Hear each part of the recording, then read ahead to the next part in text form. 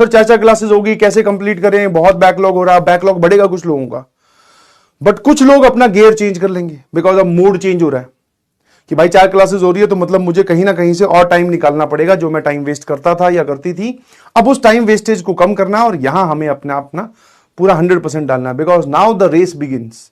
समझ में? अब कहानी शुरू हो चुकी है और अब ये कहानी जेईई मेंस फर्स्ट अटेम्प्ट पे जाके ही रुकेगी।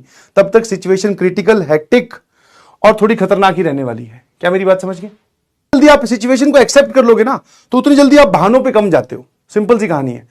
जो बच्चा बहुत आसानी से एक्सेप्ट कर लेगा, 4 क्लासेस होंगी, चारों क्लासेस देखनी है, चारों के नोट्स बनाने हैं, चारों का दिया हुआ होमवर्क कंप्लीट करना है, मैं अपनी पूरी कोशिश करूंगा या पूरी कोशिश करूंगी, ये बात अपने आप को बार बार बोलो रेदर देन अब कैसे होगा सर, ये तो बहुत गड़बड़ है, मत कीजिए सर, सेल्फ स्टडी कब करें। अरे हमें भी पता है भाई तुम्हें सेल्फ स्टडी करवानी कितनी जरूरी है, बट सिलेबस कंप्लीशन भी तो एक पार्ट है ना। और ये लोड ड्रॉपर में ही और सिर्फ जेई में ही आता है, जेई ड्रॉपर्स में ही ये लोड आता है because we have an exam coming in January में ही आपका एग्जाम है। एक ही अटेम्प्ट होता मार्च में या अप्रैल में तो खुला खुला करते, इनफैक्ट आपको सैटरडे की छुट्टी भी देते। कहानी समझ पा रहे हो? बट ऐसा नहीं है ना।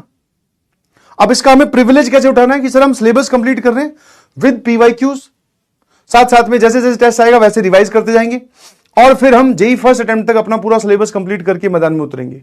उसके तुरंत बाद सर हमारे पास में 1.5 या 2, पौने 2 महीने या 2 महीने होंगे एग्जैक्टली, जिसमें क्लास 12th वाले जो है वो अपने बोर्ड्स पे ध्यान दे रहे होंगे। पूरा मैदान एकदम साफ होगा, सिर्फ ड्रॉपर्स की बारी होगी। हमें सिर्फ रिवीजन करना है, हमें सिर्फ पीवाईक्यूज प्रैक्टिस करने हैं और अपने लेवल को बढ़ाना है और फिर सेकेंड अटेम्प्ट पे हमें जी जान लगा देनी है।